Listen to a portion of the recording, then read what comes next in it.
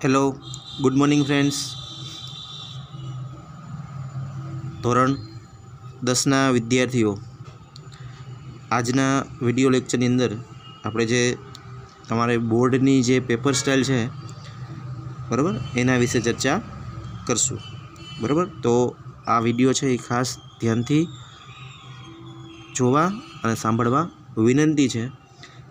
અને જ્યારે આ પેપર સ્ટાઇલ છે બરાબર એ સમજાવી દઉં, તમારે એનો સ્ક્રીનશોટ લઈ તમારી બુકમાં સારા અક્ષરે એની નોંધ કરી લેવાની છે. બરાબર, જેથી કરીને તમને એક્ઝામની અંદર શું પૂછવાનું છે, કયો ટૉપિક શેમાંથી પૂછાય છે, કેટલા માર્કમાં પૂછાય છે, કેવી રીતે પૂછાય છે, આ બધી તમને ખબર હોવી જોઈએ.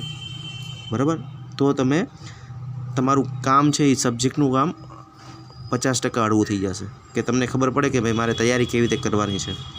આ ટૉપિક પછી હું સમજાવું તો તમને ખબર પડે કે આ ટૉપિક છે એ આપણે ક્યાં અને કેટલા માર્કમાં પૂછાતો હોય છે. બરાબર, તો આપણે 10મા ધોરણનું જે પેપર સ્ટાઇલ છે બરાબર, ટોટલ તમારું જે બોર્ડનું પેપર છે એનું વેઇટેજ છે 80 માર્ક. બરાબર, 80 માર્કનું બોર્ડનું જે તમારું પેપર હોય છે ફાઇનલ એક્ઝામની, એની અંદર અલગ અલગ 5 સેક્શન છે. Section A, B, C, D અને E. આવા 5 અલગ અલગ સેક્શનમાં તમારું પેપર છે એ હશે. તો આપણે સેક્શન વાઇઝ ચર્ચા કરતા જશું કે સેક્શન Aમાં શું પૂછાય છે, સેક્શન Bમાં શું આવે છે, સેક્શન Cની અંદર શું આવે છે. બરાબર, તો શરૂઆતથી જુઓ બરાબર, તો તમને આઈડિયા આવશે. અને આની અંદર ગુજરાતી પણ લખેલું છે, જેથી કરીને તમારે કન્ફ્યુઝન ન થાય કે ઉપર ઇંગ્લિશમાં સૂચના છે, નીચે ગુજરાતીમાં, એટલે તમારે કોઈ પ્રોબ્લેમ થશે નહીં અને તમે સરળતાથી સમજી શકો. ક્લિયર? ચાલો, તો શરૂઆત કરીએ આપણે સેક્શન Aથી. તો ટોટલ પેજ તમારા પેપરનું વેઇટેજ છે 80 માર્કનું અને 5 સેક્શન છે. તમે પહેલાં સેક્શનની વાત કરીએ, સેક્શન A. સેક્શન Aની અંદર વાત કરીએ તો પેલું છે read the extract and answer the questions, એટલે કે ફકરાઓ વાંચી અને પ્રશ્નોના ઉત્તર લખો.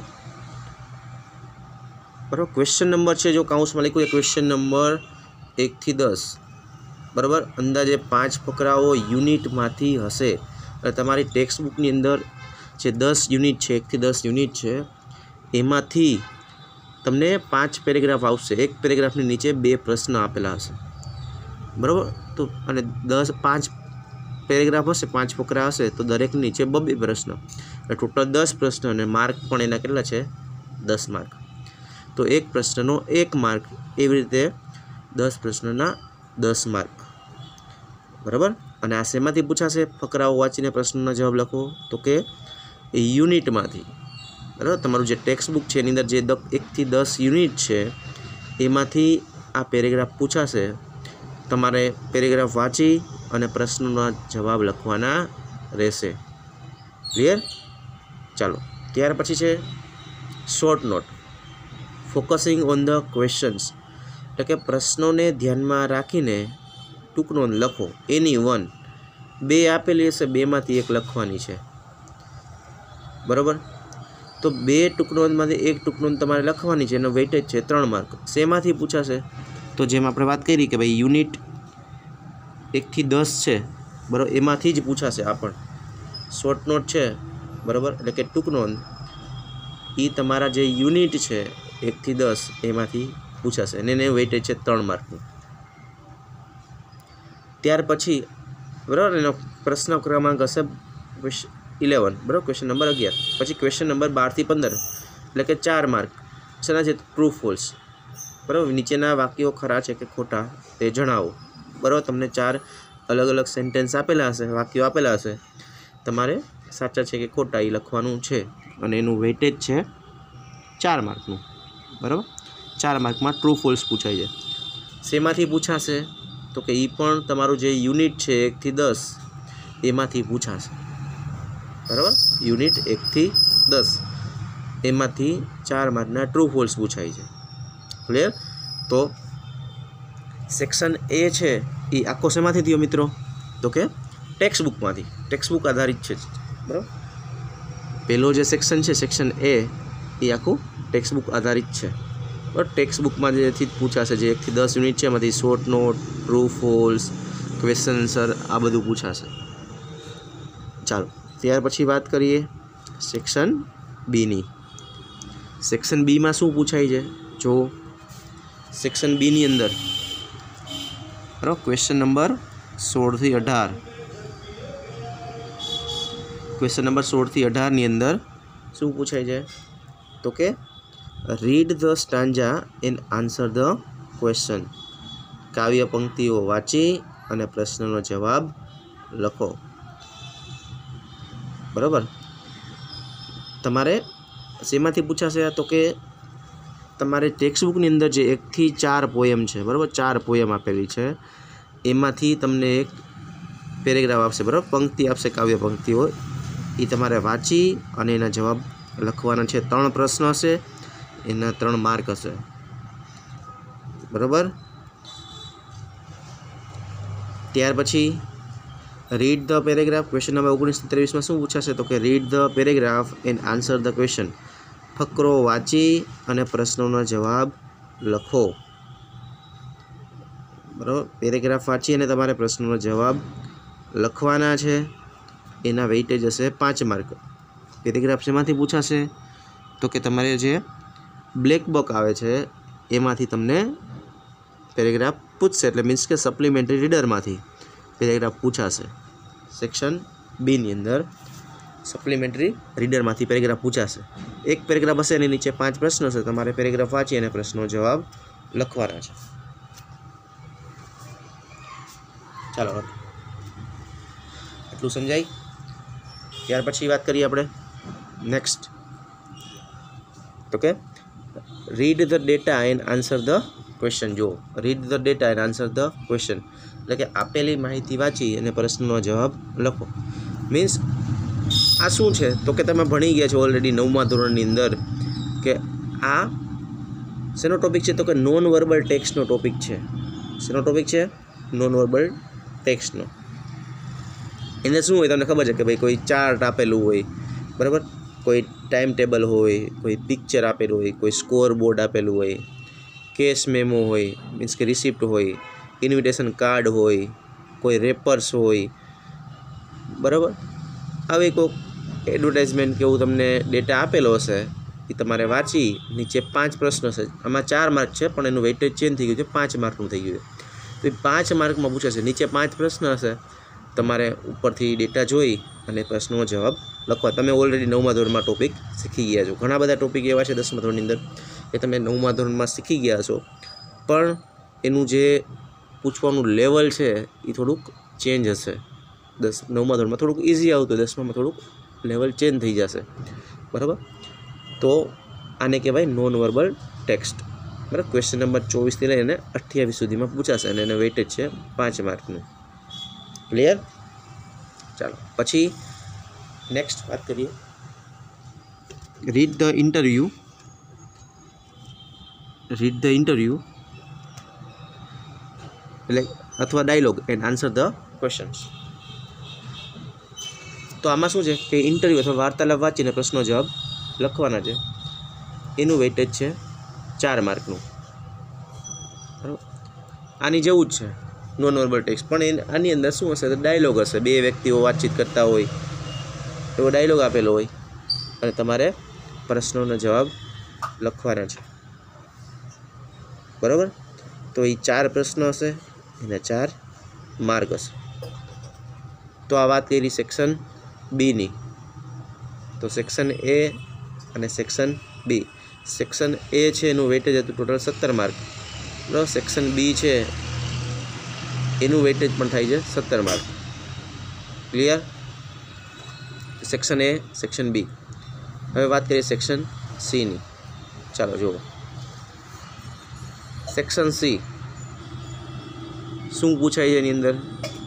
તો કે match the language function with the sentences બરાબર। ફંક્શન્સનો ટોપિક છે, લેંગ્વેજ ફંક્શન।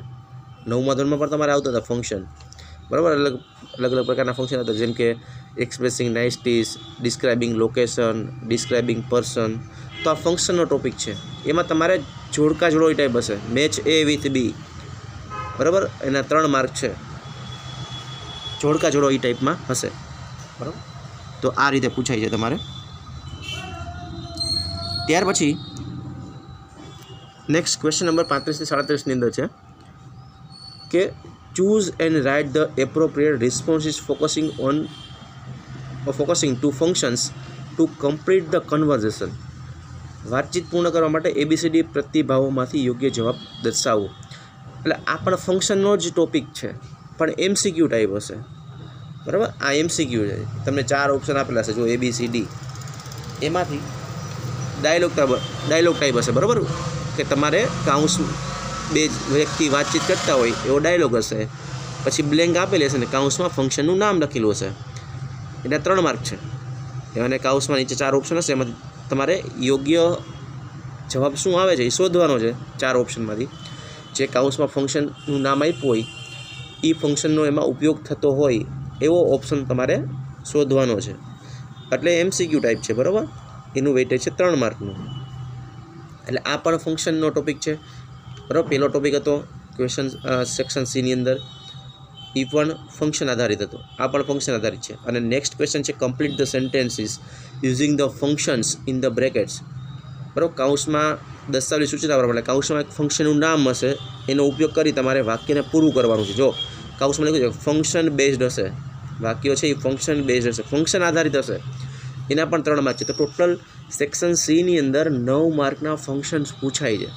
આ કમ્પ્લીટ ધ સેન્ટેન્સનો ટોપિક છે કે વાક્ય આપેલું હોય, તો વાક્ય તમને આપેલું હશે, કાઉન્સમાં ફંક્શનનું નામ લખેલું હશે, એનો ઉપયોગ કરી અને તમારે વાક્યને પૂરું કરવાનું છે, અધૂરું વાક્ય પૂરું કરવાનું હોય ફંક્શનનો ઉપયોગ કરીને।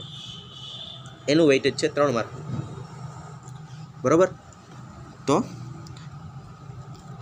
ટોટલ 9 માર્કના ફંક્શન પૂછાય છે। ત્યાર પછી વાત કરીએ આપણે, તો આ સેક્શન સી ની વાત કરીએ છીએ, બરાબર અત્યારે। ત્યાર પછી એમાં નેક્સ્ટ કે complete the paragraph filling in the blanks with appropriate words from the brackets. કાઉન્સમાં આપેલા શબ્દોનો ઉપયોગ કરી અને તમારે ફકરો પૂરો કરવાનો છે। તમને કાઉન્સમાં ઓપ્શન આપેલા હશે, 3 બ્લેન્ક હશે, એક પેરેગ્રાફ હશે, એમાં 3 ખાલી જગ્યા હશે, અને કાઉન્સમાં તમને 4 શબ્દો આપેલા હશે, એક શબ્દ ખોટો હશે જે કે જે 3માંથી એક જગ્યાએ નહીં આવતો હોય, તમારે સાચા 3 વિકલ્પ મૂકવાના છે, એના 3 માર્ક છે। અને શેમાંથી હશે પેરેગ્રાફ, તો કે પેરેગ્રાફ હશે મેઇન ટેક્સ્ટમાંથી। મેઇન મીન્સ જે તમારા 1 થી 10 યુનિટ છે એમાંથી તમને પેરેગ્રાફ પૂછાશે, બરાબર। 3 માર્કનો પેરેગ્રાફ હશે, કાઉન્સમાં શબ્દો આપ્યા હશે, તમારે યોગ્ય જગ્યાએ શબ્દો આડાવડા છે, યોગ્ય જગ્યાએ કયો શબ્દ આવે એ આપણે મૂકવાનો છે। જો તમે જો યુનિટ વ્યવસ્થિત ધ્યાનથી સમજાશો તો એમાંથી જ પેરેગ્રાફ પૂછાશે। ક્લિયર? ચાલો ત્યાર પછી વાત કરીએ આપણે નેક્સ્ટ ક્વેશ્ચન નંબર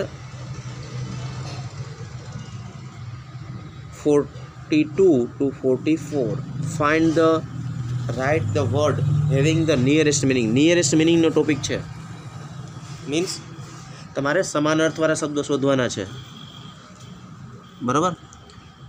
તમને એક શબ્દ આપેલો છે, આ પણ તમારે 9મા ધોરણમાં આવતું હતું કે એક શબ્દ આપેલો સામે 4 ઓપ્શન હશે, તો એ એક શબ્દ હોય એનો નિયરેસ્ટ મિનિંગ કયો થાય એ આપણે લખવાનો હોય છે, બરાબર। અને એનું વેઇટેજ છે 3 માર્કનું, બરાબર। આમાં 3 શબ્દો હશે, તમારે સામે 4 ઓપ્શન હશે, એમાંથી યોગ્ય શબ્દ કયો છે નિયરેસ્ટ મિનિંગમાં એ ગોતવાનો છે।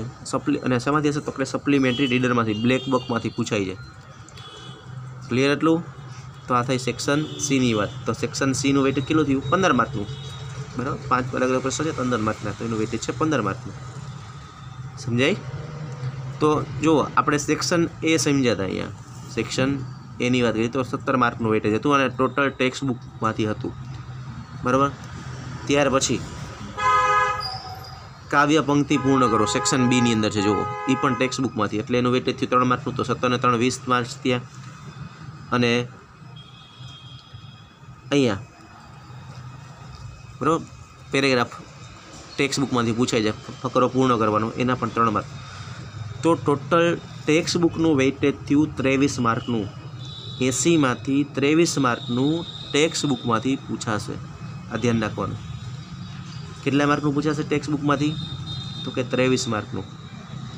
ક્લિયર? તો ટેક્સ્ટ બુકનું વેઇટેજ થયું 23 માર્કનું। ચાલો,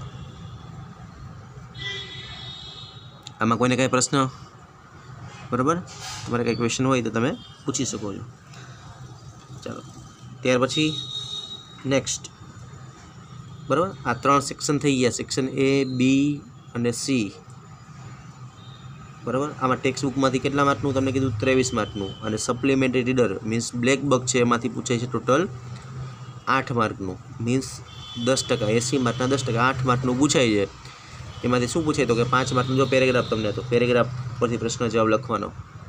બરાબર, સેક્શન B ની અંદર ફકરો વાંચી પ્રશ્ન જવાબ લખો જો, અહીંયા હતું ફકરો વાંચી અને પ્રશ્ન જવાબ લખો જો, આ રહ્યું છે। અને બીજું શું હતું? તો કે 3 માર્કના નિયરેસ્ટ મિનિંગ, 3 માર્કના નિયરેસ્ટ મિનિંગ જો, આ પણ સપ્લિમેન્ટરી રીડરમાંથી ટોટલ 8 માર્ક થયા। આ બધું હશે સપ્લિમેન્ટરી રીડરમાંથી। ક્લિયર? ચાલો નેક્સ્ટ જોઈએ આપણે સેક્શન D। સેક્શન D ની વાત કરીએ હવે। ચાલો, સેક્શન D, સેક્શન D ની અંદર શું છે? તો કે turn the following dialogue into indirect speech. Direct indirect સ્પીચનો ટોપિક છે। બરાબર, તમારે ડાયરેક્ટમાંથી ઇનડાયરેક્ટ સ્પીચમાં ફેરવવાનું હોય। ડાયલોગ આપેલો હશે, એના 2 માર્ક હશે જો, અહીંયા 3 છે પણ 3ની જગ્યાએ 2 માર્ક છે એના। 2 માર્કમાં પૂછાશે, તમને બ્લેન્ક પણ આપેલી હશે, કાઉન્સમાં ઓપ્શન પણ હશે, એમાંથી સાચો જવાબ લખવાનો હોય છે તમારે। બરાબર, 2 માર્કમાં પૂછે છે ઇનડાયરેક્ટ સ્પીચ। ત્યાર પછી next, join the sentences using the appropriate conjunctions. જો કન્જંક્શન્સનો ટોપિક ઇન ધ બ્રેકેટ, કાઉન્સમાં તમને સંયોજક આપેલા હશે 3, 2 વાક્ય હશે, તો કાઉન્સમાં આપેલ જો લખ્યું છે ગુજરાતીમાં કે યોગ્ય સંયોજકવાળા વાક્યને જોડો, અને એનું વેટેજ છે 3 માર્કનું। તો એમાં શું હશે? તો કે તમારે સંયોજકનો ઉપયોગ કરીને વાક્યને જોડવાનું છે, યોગ્ય સંયોજકનો ઉપયોગ કરવાનો છે। હવે 2 વાક્ય હોય, બરાબર, 2 વાક્ય એ પાસે એને તમારે જોડવાના છે। કાઉન્સમાં 3 સંયોજક હશે અલગ અલગ, જેમ કે and, but, or, otherwise, either or, neither nor, બરાબર, આવા બધા સંયોજકો આપેલા હોય। એમાંથી તમારે 3માંથી જે 2 વાક્યને જોડવા માટે યોગ્ય સંયોજક કયું છે એ પસંદ કરી અને વાક્યને જોડવાનું હોય, અને એના માર્ક છે 3। ક્લિયર? પછી નેક્સ્ટ છે rewrite the paragraph correcting the underline words. એટલે નીચે લીટી કરેલા શબ્દોને ખરા કરી ફકરો ફરીવાર લખો। મીન્સ આ જે ટોપિક છે એ શેનો ટોપિક થયો? તો કે એરર ફાઇન્ડિંગનો ટોપિક થયો, કે તમને એક પેરેગ્રાફ આપેલો હશે, ખોટો શબ્દ હશે, અંડરલાઇન હશે, એની જગ્યાએ તમને કાઉન્સમાં 3 શબ્દ આપ્યો હોય, એમાંથી સાચો શબ્દ તમારે મૂકવાનો હોય કે સાચો જવાબ શું આવે, અને એના માર્ક હશે 3। મીન્સ એરર ફાઇન્ડિંગનો ટોપિક છે। બરાબર, પેરેગ્રાફમાં ખોટો જવાબ હોય એની જગ્યાએ તમારે સાચો જવાબ લખવાનો હશે। અને આના માટે તમારે ગ્રામરના બધા ટોપિક છે એનું નોલેજ હોવું જરૂરી છે, કારણ કે આની અંદર શેમાંથી ભૂલ હોય એ આપણે કહી શકીએ નહીં। આર્ટિકલ્સમાંથી ભૂલ કાઢે, ટેન્સની ભૂલ પણ હોઈ શકે, ડિગ્રીની ભૂલ હોઈ શકે, કન્જંક્શનની ભૂલ હોઈ શકે, કોઈ પણ ભૂલ હોઈ શકે। બરાબર, તો એના માટે ગ્રામરના દરેક ટોપિકનું આપણને નોલેજ હોવું જરૂરી છે। ક્લિયર? ચાલો, ત્યાર પછી વાત કરીએ do as directed. Means change the text કયો કે ડુ એઝ ડાયરેક્ટેડ કયો, સૂચવ્યા મુજબ કરો। આમાં આ પણ તમારે 9મા ધોરણમાં શીખી ગયા છો તમે, જેનું વેઇટેજ છે, બરાબર, 4 માર્કનું વેઇટેજ છે એનું, બરાબર, 4 માર્કનું વેઇટેજ છે। તો એને ચેન્જ ધ ટેક્સ્ટમાં શું પૂછાય? જુઓ, તમારે એમાં 5માંથી કોઈ પણ 2 પેરેગ્રાફ હશે 2 માર્કના, એમાં એક તો જેન્ડર ચેન્જ કરવાનું પૂછે, અથવા તો વચન મીન્સ એક વચનમાંથી બહુવચનમાં ફેરવવાનું હોય, કાર્ડના ફેરફાર કરવાનો હોય। માનો કે સાદા વર્તમાનકાળનો પેરેગ્રાફ હોય તો સાદા ભૂતકાળમાં ફેરવવાનો હોય, સાદા ભૂતકાળનો હોય તો સાદા ભવિષ્યકાળમાં હોય, અથવા સાદા ભૂતકાળમાંથી પૂર્ણ ભૂતકાળમાં, કોઈ પણ રીતે તમને પૂછે। પછી વોઇસ એક્ટિવમાંથી પેસિવમાં કીધું હોય, પેસિવમાંથી એક્ટિવમાં પૂછ્યું હોય, બરાબર। પછી તો કે નામ સર્વનામમાં ચેન્જ કરવાનું હોય, तो आ 5 वस्तु थई। जो एक तो नाउन प्रोनाउन नाम सर्वनामनी भूल होय, बराबर, नाम सर्वनाममांथी फेरवવાનો पेरेग्राफ होय, पछी जेन्डर चेन्जनो पेरेग्राफ होय 2, त्रीजुं एकवचन बहुवचन એટલે કે વચન બદલોનો, ત્રીજું ચોથું કાળ બદલો અને પાંચમું એક્ટિવ પેસિવ। તો આ 5માંથી કોઈ પણ 2 પેરેગ્રાફ તમારે પૂછાતા હોય છે 4 માર્કમાં, બરાબર। આની અંદર તમને ડાયરેક્ટ સૂચના નહીં હોય, ઇનડાયરેક્ટલી કીધું હશે કે તમે આમાં ફેરવવાનું છે, તો એનું વેઇટેજ છે 4 માર્ક। ત્યાર પછી વાત કરીએ, select the question to get the underline words phrases as their answers. Means નીચે લીટી કરેલા શબ્દો અથવા શબ્દ સમૂહોને તેના જવાબ તરીકે ABCD વિકલ્પમાંથી પ્રશ્નો પસંદ કરો।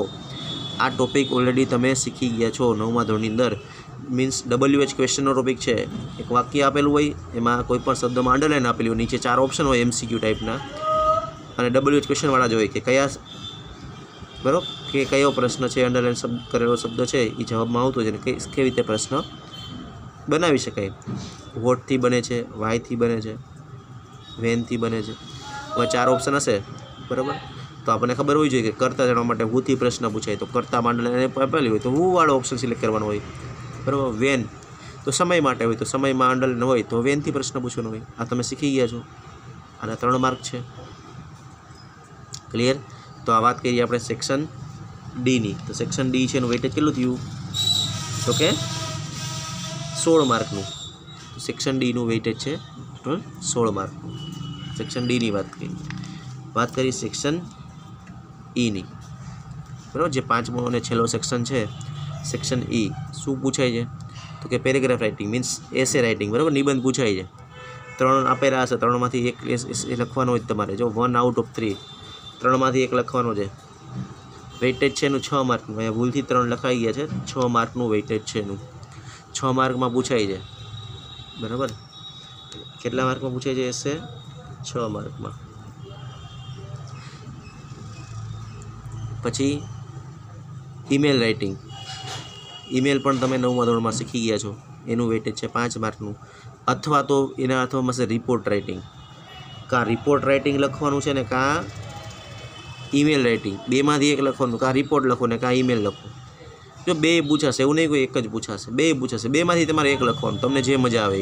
ઈમેલ તમને એમ થાય કે મને સરળ પડે તો ઈમેલ લખો, એમ થાય કે રિપોર્ટ રાઇટિંગ લખતા હોય તો રિપોર્ટ રાઇટિંગ લખો। બંનેનું વેઇટેજ છે 5 માર્ક, ગમે 1 લખવાનું, 2 લખવાના નથી, ક્લિયર। પછી છે છેલ્લો ટોપિક પિક્ચર ડિસ્ક્રિપ્શન। આ પણ તમે 9મા ધોરણમાં શીખી ગયા છો કે એક પિક્ચર આપેલું હોય, તમારે 10 વાક્યો લખવાના હોય એના ઉપર, અને એનું વેઇટેજ છે 5 માર્કનું, બરાબર। અલગ અલગ 10 વાક્ય લખવાના હોય છે તમારે, પિક્ચર ડિસ્ક્રિપ્શન, આ તમને ખબર છે, અને એનું વેઇટેજ છે 16 માર્કનું, સોરી 5 માર્કનું, અને આખા સેક્શનનું વેઇટેજ છે સેક્શન ઈનું 16 માર્કનું। તો આ રીતે અહીંયા તમારી પેપર સ્ટાઇલ પૂરી થઈ, બરાબર।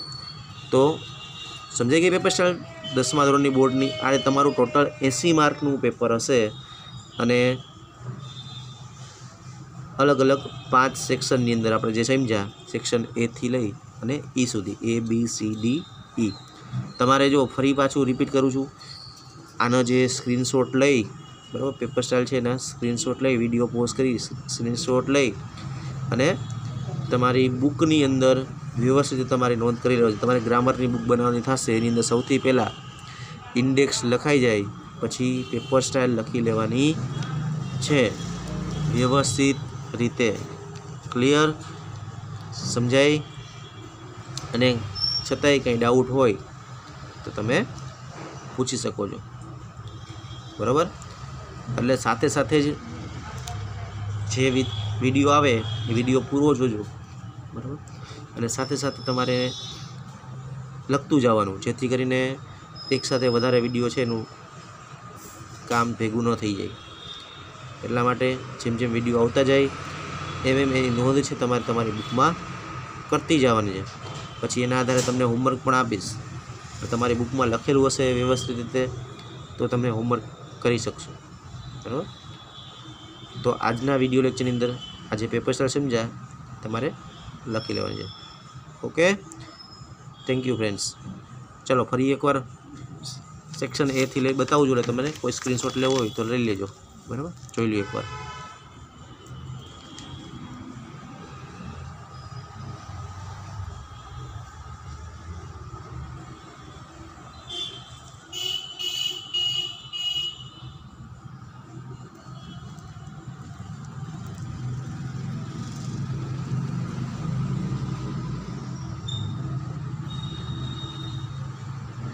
ઓકે, અહીંયા સુધી રાખશું.